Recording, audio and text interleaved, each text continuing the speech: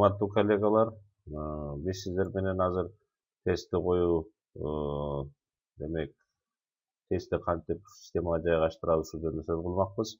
Азыр демек 10 марттан 6 мартка чейинки аралыкта мынау ушул диапазондо демек биз сиздер менен тест деген элементти жайгаштырып көрөлүк. Алгач айта турган нерсе, тест бул негизинен бул системада эки бөлүктөн турат. Бул тесттин туруш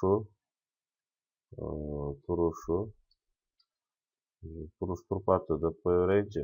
Туруш турпаты, башкача айтканда скелети. Ал эми экинчи бул суроолордун банкы. Суроолордун банкы. Мына ушул эки негизги бөлүктөн биздин тестибиз турат. Демек биз системага тестти жайгаштырганда сөзсүз түрдө ушул эки негизги демек бөлүккө кайрылабыз.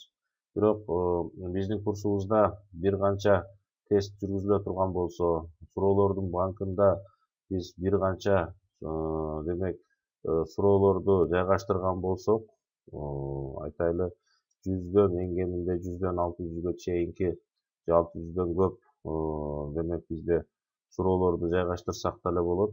Бул жерде суроолорду жайгаштырсак болот.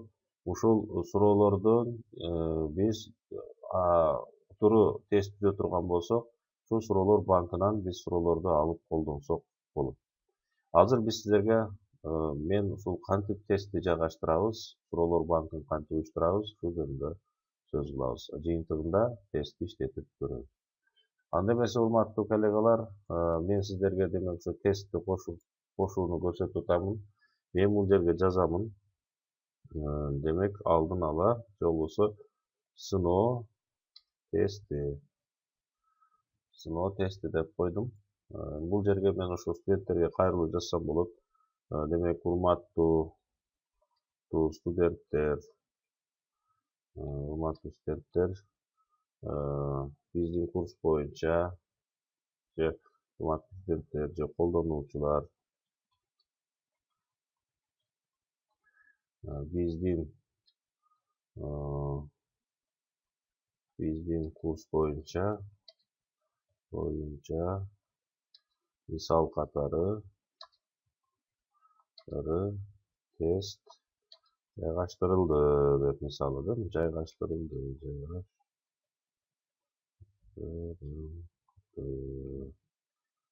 Эми бул тестти ар бир колдонуучу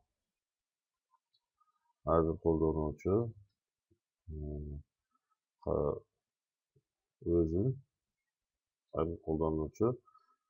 текшерип көрсө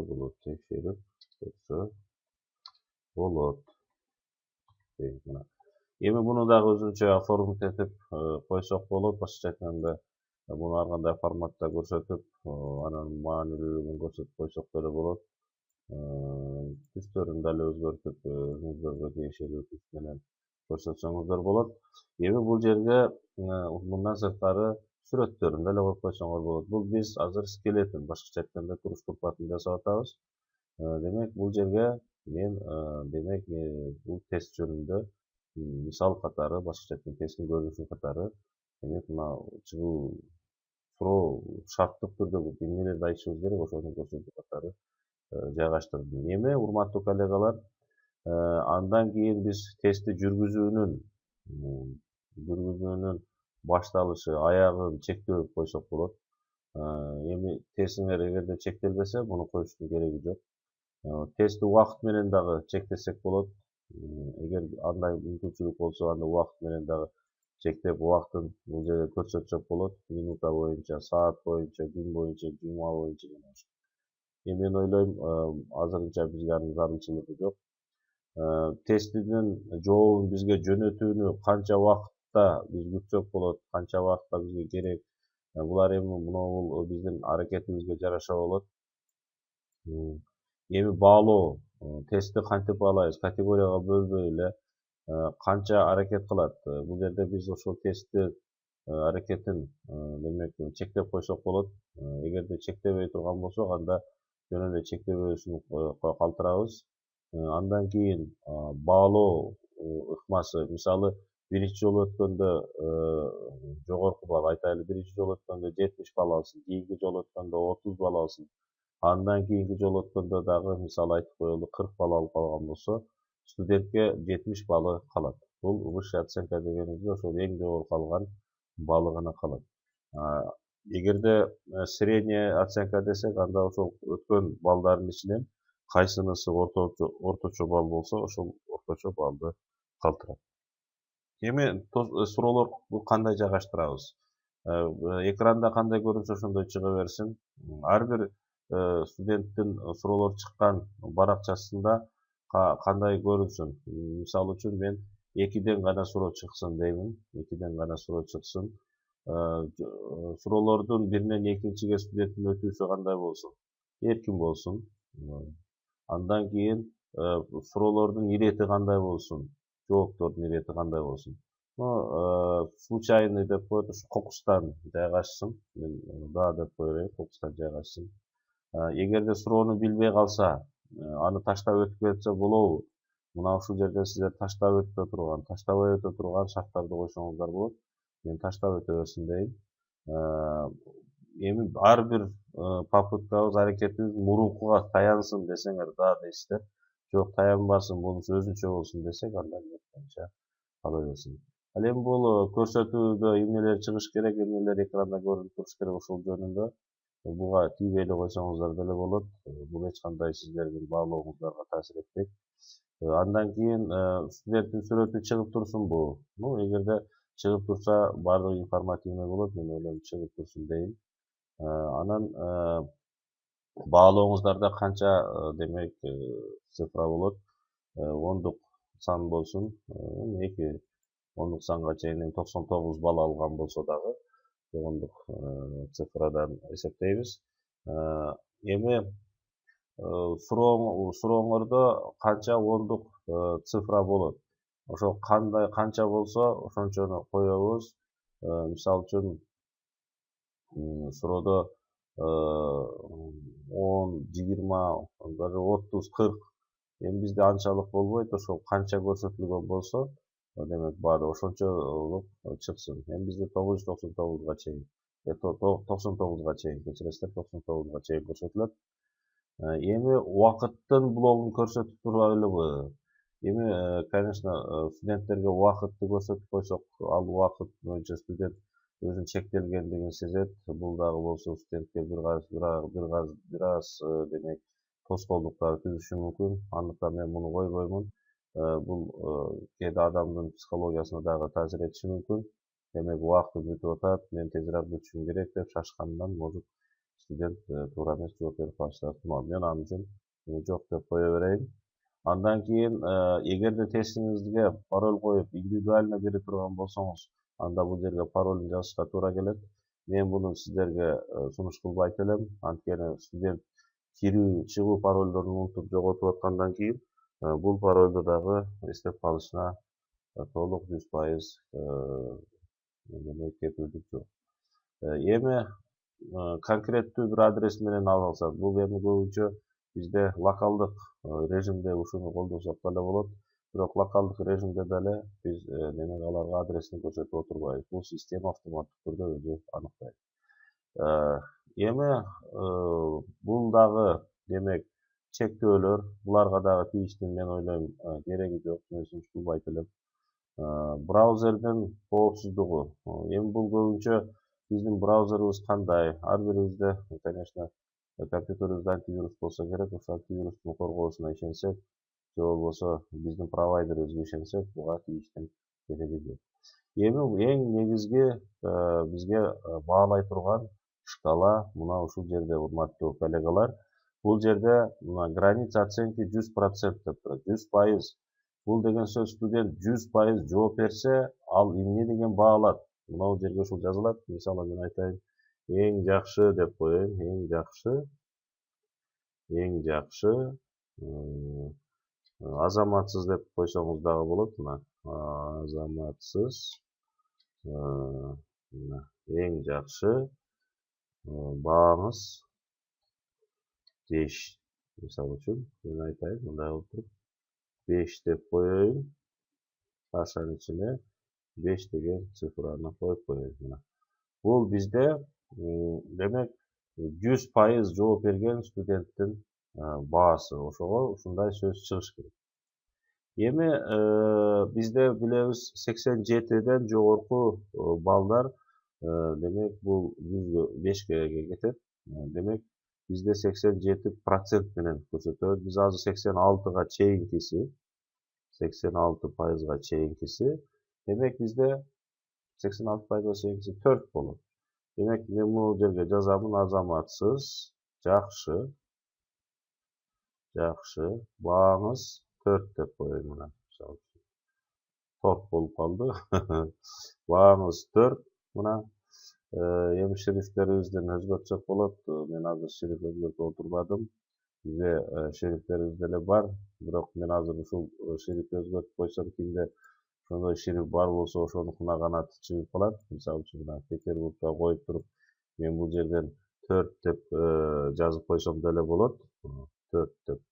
Урматтуу коллегалар, бирок бул 4 деген жазуу бардыгында чыга бербейт. Мейли, ушундай жазып кете берелик. Мына мунун дагы форматтайбыз анан. Так, эми 86-74дөн жогорку баа, 75-74% дейбиз. Мына 74%га чейинкиси бизде 3. Эми бул жерге жазабыз: канааттандырарлык,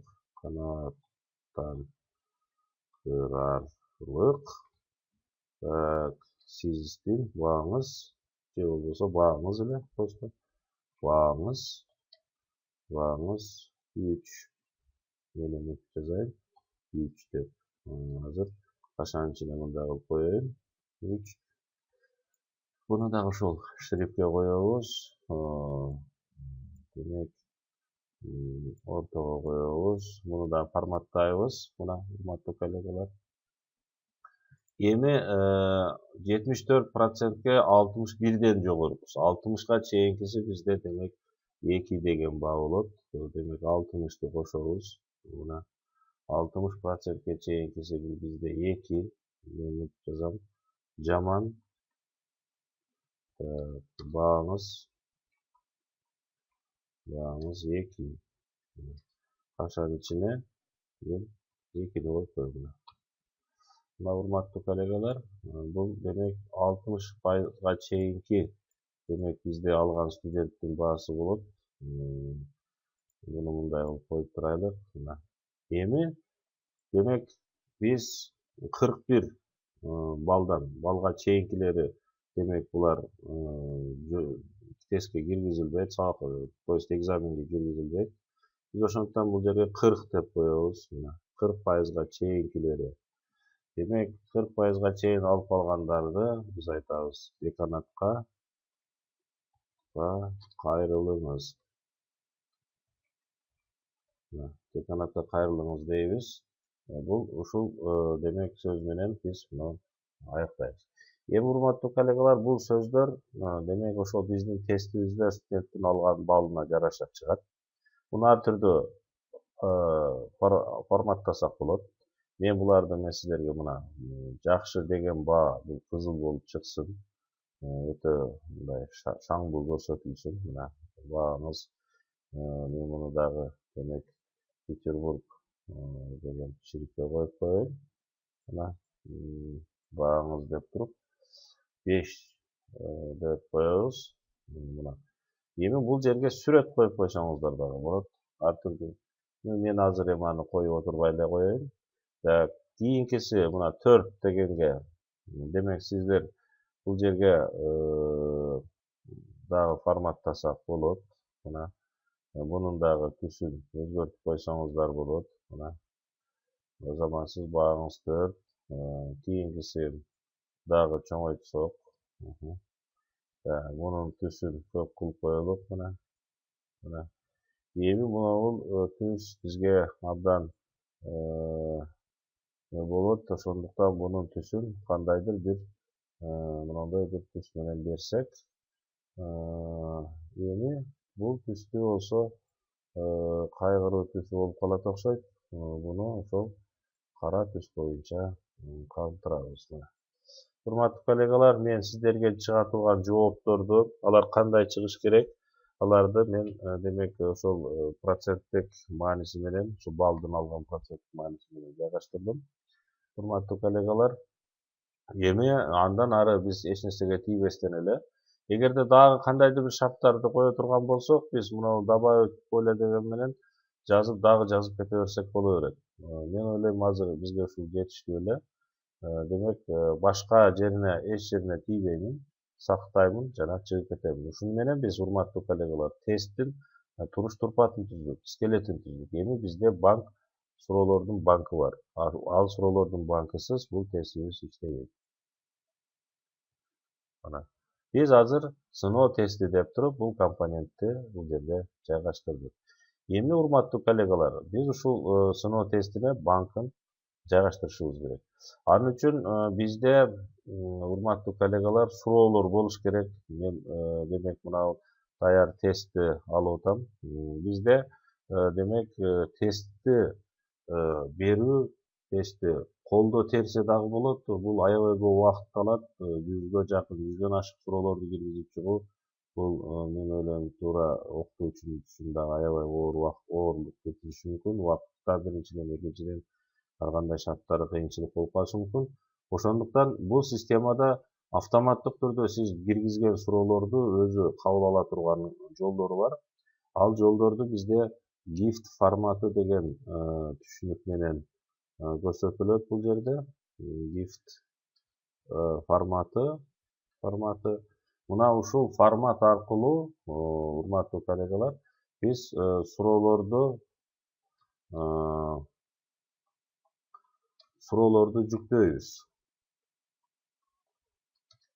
Значит, жүктөйбүз.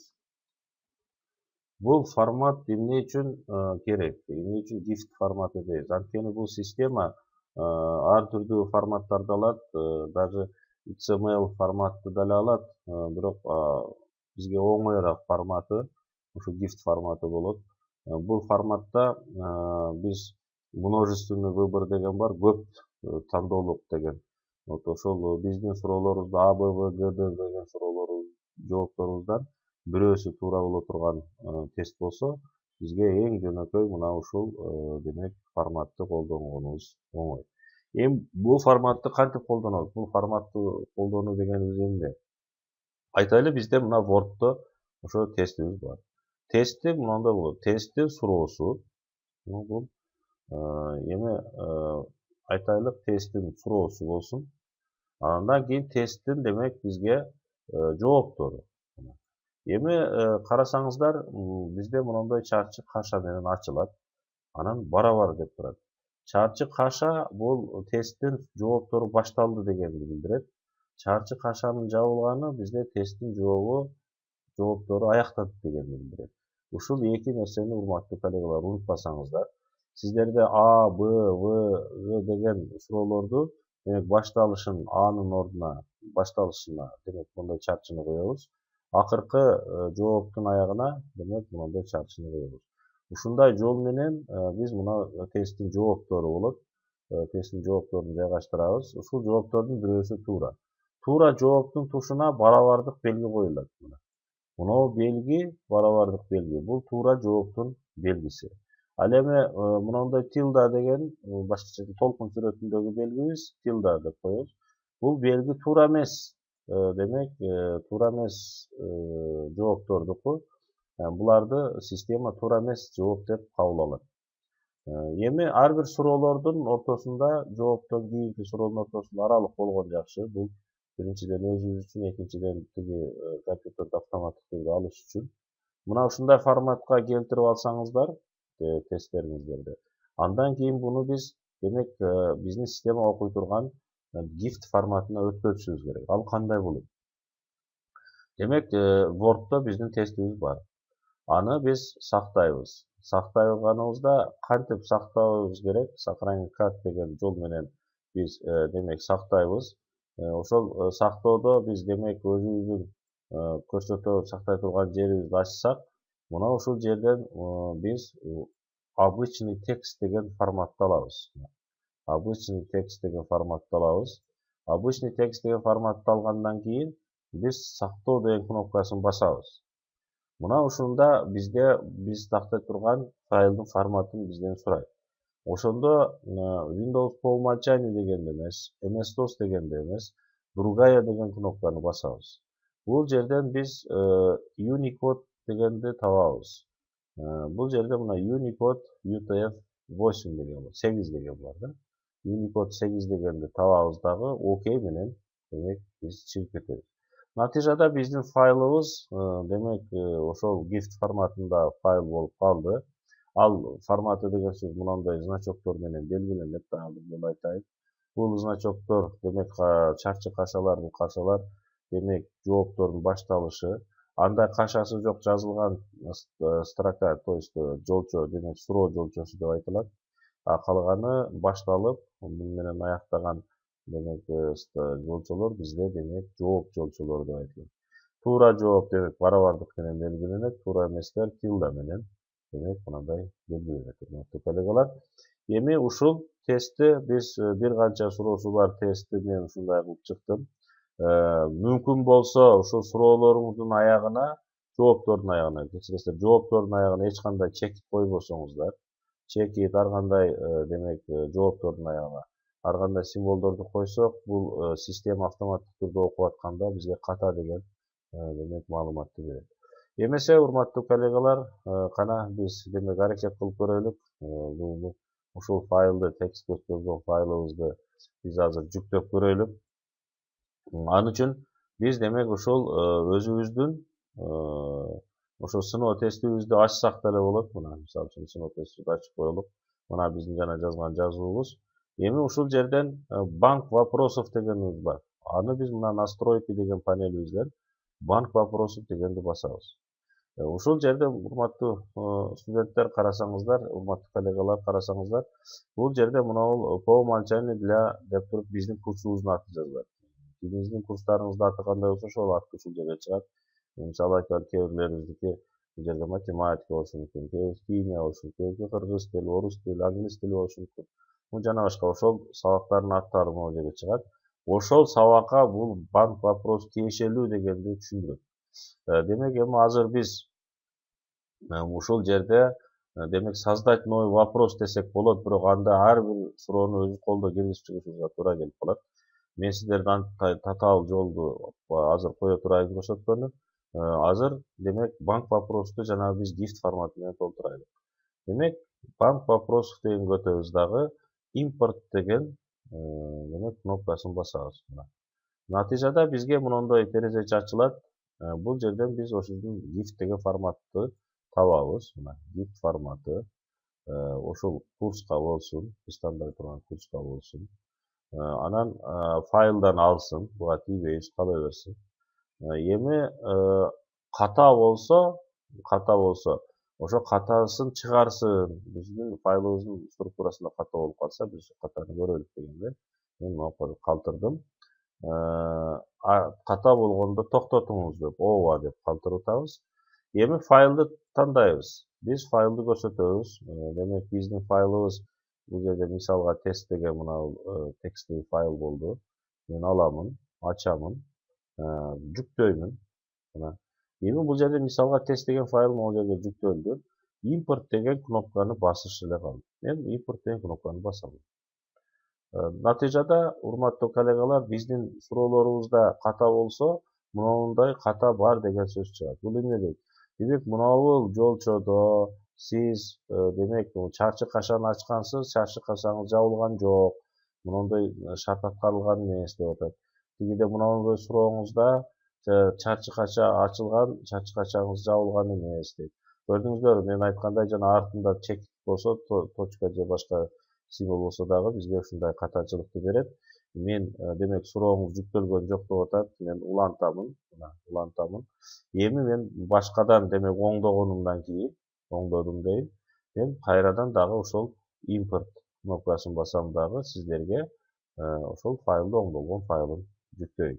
Эми азыр оңдоп отурсак дагы болот. Мен аны сиздерге атайын азыр катасы бар файл аркылуу көрсөтүп атамын. Эми катасы жок файл менен көрөлүк. Ачайлык. Эми көрөлүк. Мисалы, мына тест деген папканы ачайын. Файлды жүктөйлүк, жүргүзөлүк. Мына, урматтуу коллегалар, биз туура жүргүзгөн учурда, демек файлыбыздын ичиндеги бүт суроолор мынандай түрдө жүктөлөт. Бизде 25 суроо бар экен тестибизде. Мына ушул 25 сурообуз демек бизде демек системага көчүрүлдү. Мына эмесе урматтуу коллегалар, сиздер кол менен терип отурбайсыздар, тесттериңиздер даяр. Эми улантуу деген кнопкасын басабыз. Эми ошондо бизде банкыбыздагы суроолордун тизмеги чыгат. Демек бул жерде 25 сурообуз бар. Суроолорубуздун баардыгын демек автоматтык түрдө биздин курсубузга жүктөдү. Ал жөнүндө могул жерде турат. Демек по умолчанию для деп туруп биздин курсубуздун анан суроолордун санын көрсөтүп койду. Биз эми бул банкты толтурдук. Эми биз тестти ошол тесттин ичиндеги суроолорду ушу банктагы суроолор менен толтурушубуз керек. Биз эмне кылабыз? Эми кайрадан биз ошол тестке барабыз. Урматтуу коллегалар, мына могул жер менен барып атам. Бул жерде карасаңыздар, жазылып турат. Пока не добавлен ни одного вопроса деп. Азырынча эч кандай суроо сизде жок деп.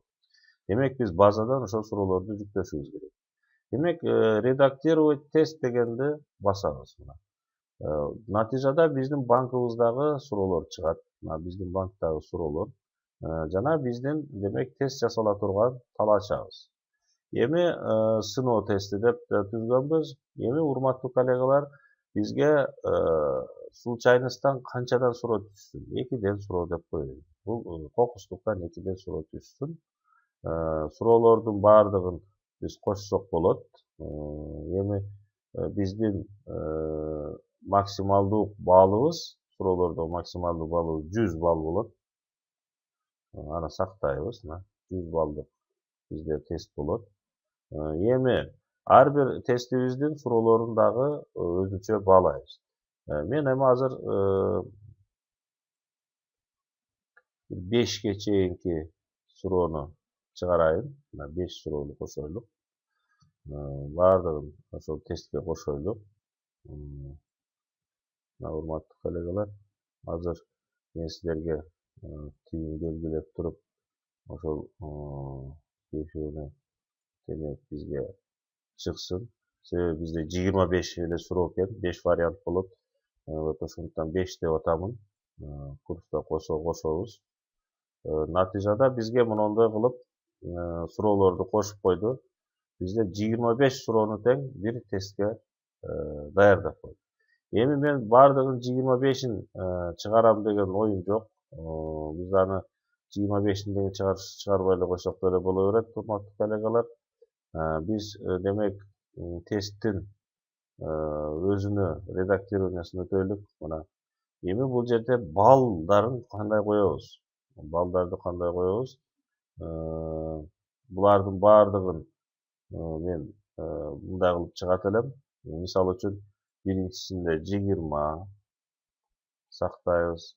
Экинчисине дагы 20 сактайбыз.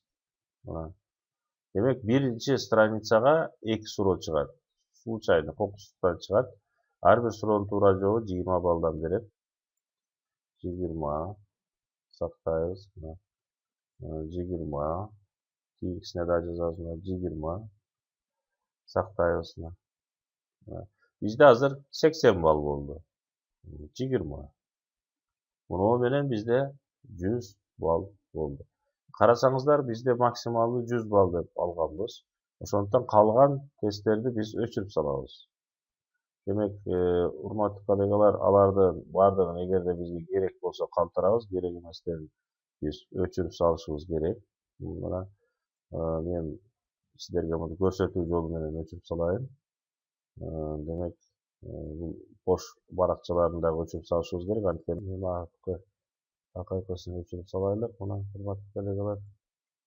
Демек бизде 3 эле барак чыгат. 3 барак 20 балдан бизде демек 100 балл болот.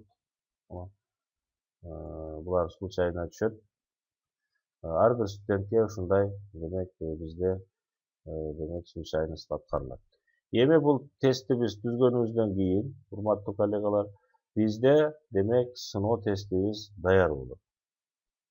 Мына эми көрдүңүздөрбү? Мына курска кирелик. Биз демек тест дегенди тандаганыбызда, мына сыноо тести деген тандаганыбызда, демек бизде мына тестти баштоо кнопкасы чыгып калат. Буну басканыбыздан кийин бизге тесттин демек уже структурасы чыгат. Биз көрсөткөн студенттин аты, көрсө сүрөттөлүш аты жөнү чыгат. Анан студентке берилген суроолордун тизмеги чыгат. Бул жерден суроо, анан анын жооптору. Биз каалаган ошол туура деген жоопторду баса беребиз. Биз системада мен азыр карап отурбайм. Басайын эми кандай наука мындай кылып ар кандай нерсени басып кое берейин мына. Мен эми азыр отурбайын. Кайсынысы туура деп мына. Мен басып көрөйүн. Мен канча баалаганым. Демек биздин результатыбыз боюнча мынтип результатыбыз чыгарат. Жоопторуңуз сакталды дейт. Эгерде сиз өзүңүзгө ишенбесеңиз, кайра ушул жерден башка тестти башкадан өтсөңүз болот. Жок, бүткөн болсоңуз мен бүттүм деп баса бересиз. Сизден сурайт, жоопту жөнөтө берелиби деп, ооба десеңиз, демек сиздин жообуңуз келет. Мен демек 4 балл алыпмын. Мына 4 балл алыпмын. Мен 80 балл алыпмын. Мына. Демек тест өткөнүмдү 1 минута 5 секунда ичинде өтүпмүн. Демек мен алган тесттин жооптору төмөндөгүдөй болду. Мен ката кетирген кызыл түстө көрсөтүлөт. Демек мен бул жерден ката кетириптирмин. Бул жактан дагы кайсыл суроолорум туура болсо жашыл түстө болот. Кайсыл суроом мен туура эмес жооп берген болсом суроого, мен ал кызыл түстө болуп калат. Эми урматтуу коллегалар, студент бир канча жолу өтсө болот. Мен жана айткандай өтүүсүн да чектесек болот, убакыт жагынан да чектесек болот. Мен ойлойм, анын кылыштын кереги жок. Эми жыйынтыкты аяктайбыз. Мына аяктаганыбызда демек менин результаттарым чыгат. Канча убакытта өткөнүмөн баштап, демек канча баалаганыман бери. Эгерде бул жакпаса дагы бир жолу өтсөңүз болот. Ошо сиз өткөнүңүздөн кайсынысы жогорку балл болсо ошону алып калат. Урматтуу коллегалар, урматтуу колдонуучулар, мына биз бүгүн демек тестти кантип жайгаштырабыз, студенттерден билим деңгээлин кантип баалайбыз, мына ушинтип тесттин аркылуу көрдүк. Ушул эле жерден биз демек булардын отчету боюнча, катышуучулар боюнча демек көрсөк болот. Жалпы курс боюнча дагы көрсөк болот.